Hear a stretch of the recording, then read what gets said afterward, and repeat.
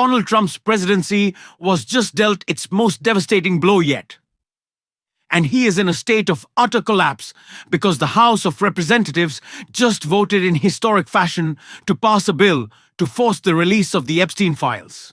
That bill, of course, now moves on to the Senate, where Congressman Ro Khanna, who has been leading the charge on the release of the Epstein files, says he suspects it to pass. Now, of course, Donald Trump has said that he will sign this bill, that he will move forward with transparency. But no one believes that, especially after witnessing his collapse. Today we are going to get into it all. But before we do, if I could quickly ask you to leave a like on this video, and if you haven't already, and you enjoy our channel, to hit that subscribe button because it goes a long way and supporting our work. Now, before we get into Trump's collapse and we talk about why this is not the end, still an important moment, but why we have to keep pushing, I want to hear from Jamie Raskin, who was responding to the Republican effort to try to make today be viewed as a political job, a hack job by Democrats. He called out Jim Jordan. And then, I want to get into Trump's meltdown. We're finally voting today because a bipartisan discharge petition led by Representatives Massey and Khanna and signed by 218 of us overthrew the determined obstruction of the Speaker. This forced vote means the House will no longer acquiesce in this astonishing real-time cover-up of a multi-billion-dollar global sex trafficking and child rape ring that has ravaged the lives of more than 1,000 girls and young women. We're here today because these victims, these survivors, these citizens, these inspiring women who have come to Washington are demanding nothing less than justice and the complete truth about who is responsible for their vicious abuse, including those responsible for enabling it, ignoring it, bankrolling it, and covering it up. We join them today in rejecting any more dangerous lies about the crimes they suffered. No, child sex abuse is not a hoax. It's a crime. Human trafficking is not a hoax. It's a crime.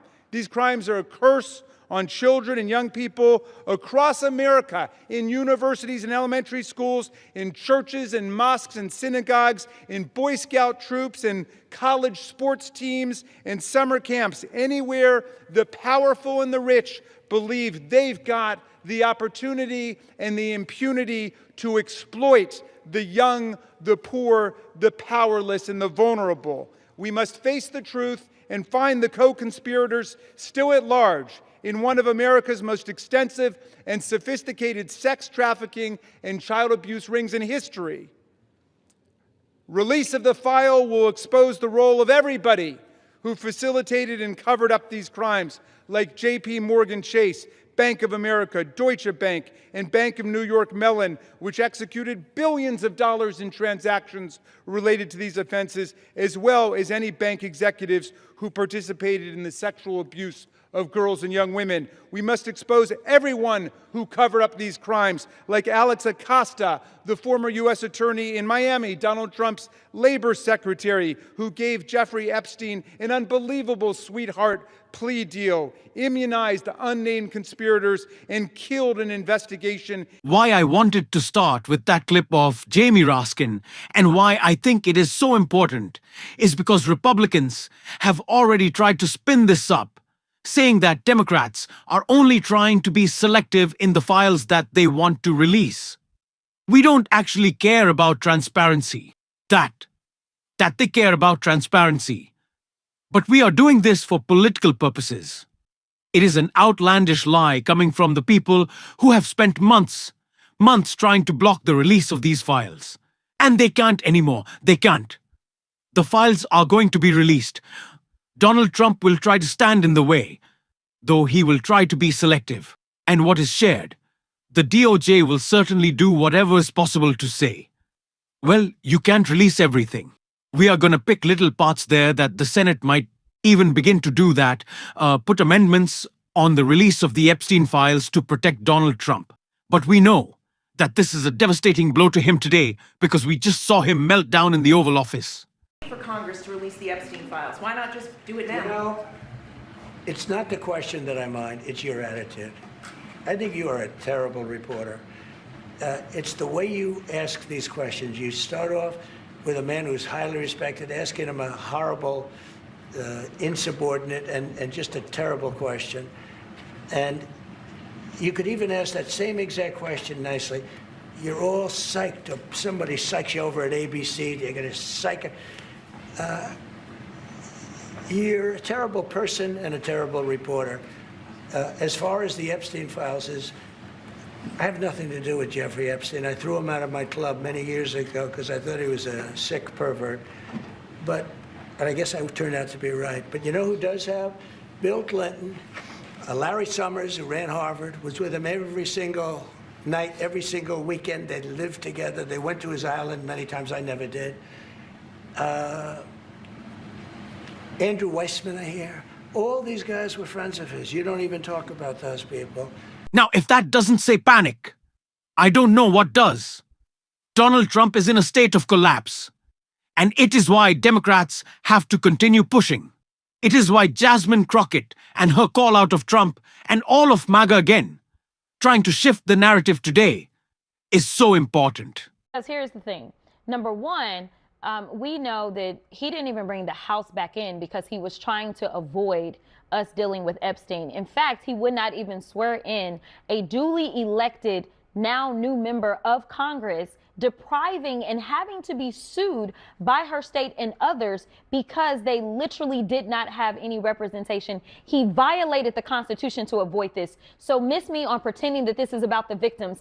In addition to that, when we finally released some of the information that we got from the Epstein estate and we had all the victims' names redacted, who was it that was out there saying, oh, and this person is the person that is supposedly mentioned in this section? The Republicans, The Republicans did that to the extent that that victim's family had to come out against them for revealing potentially her name. So they're full of it. So right now, what I think is going to happen, the only reason that he is switched is because obviously he has had lots of conversations. Either the Senate is not going to take it up or they don't have the votes in the Senate. One of the two. But he never plans for this to actually go forward. Or you think this is going to get killed in the Senate? I think that this is going to get killed some way, somehow. Or the other option is that I think they're going to do the very same thing, and not necessarily the same thing, but the very reason that the files could not be released before is because there were active cases that were taking place.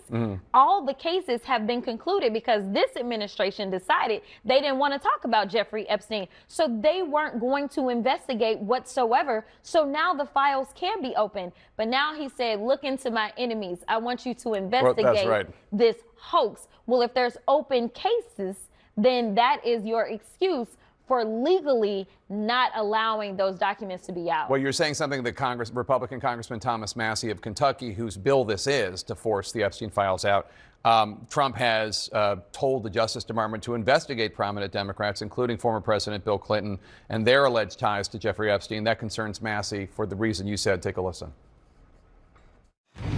If they have ongoing investigations in certain areas, those documents can't be released. So this might be a big smokescreen, these investigations, to open a bunch of them as a last-ditch effort to prevent the release of the Epstein files. Or it could just block the release of the ones having to do with Democrats and any other people that might be released. But either way, you share his concern. Yeah, absolutely. I don't think that this is about all of a sudden he woke up on the right side of history, right? Like, I don't. He has consistently gone against his own base. He's told them on Truth Social, stop talking about this. They shut down the House in a time when Americans could not eat, all because they did not want to deal with the Epstein files. And he has called it a hoax. And now he's saying that, well, there's something to investigate. He is all over the place. The one thing that we know for sure is that he was sued not once, but at least twice by alleged child sex victims alongside Epstein. You tell me what other Democrat was named as a defendant alongside Epstein prior to all of this jazz ever happening. We're talking about 9 years ago. Just to note that those cases never went anywhere. They didn't go anywhere, but the allegations definitely were made, and they were made in coordination with someone that we know after looking at the emails, Jeffrey Epstein, when he was charged in 2009, he said in those emails, I'm going to have to take the deal for the mandatory minimum of 10 years because I'm afraid I will get more time. After he got a sweetheart deal from Alex Acosta, he then ended up indicted again in 2019. So the one thing that I can tell you is while those civil cases may have gone away, we know for sure that Epstein himself admitted that he was a criminal. So just because the cases went away doesn't necessarily mean that the president has been absolved. I want to ask you about your House colleague, Marjorie Taylor Greene of Georgia. Yeah. Viewers will remember you once called her a bleach blonde, bad-built, butch body during a House committee meeting. For the record, she insulted you first. She had insulted you first. That is true. The rivalry aside, you both agree on the Epstein thing. This has put her on the outs with President Trump. I want to play something that she said to my colleague Dana Bash yesterday on CNN. I would like to say humbly, I'm sorry for taking part in the toxic politics. It's very bad for our country. And it's been something I've thought about a lot, especially since Charlie Kirk was assassinated, is that I'm only responsible for myself and my own words and actions. And I am committed, and I've been working on this a lot lately, to put down the knives in politics. You posted, this almost feels like a moment where Marge should phone a friend. I'm here for you, girl. Have you spoken? And what's your reaction to what she just said? Okay, so I want you to know that there was sarcasm in that. I assume so, but I didn't want to state it. I was being sarcastic, but there's always a little bit of truth in jest. So I do want to be clear that another portion of that post is I said, I told you you couldn't trust him. And I believe that. I believe that we all need to pay attention to Trump and how he acts. He is the cause of all the confusion and the destruction that we have seen in politics as far as I'm concerned. Because it used to be we could disagree, and that was that. I disagree with a lot of Republicans, but it does not necessarily turn violent.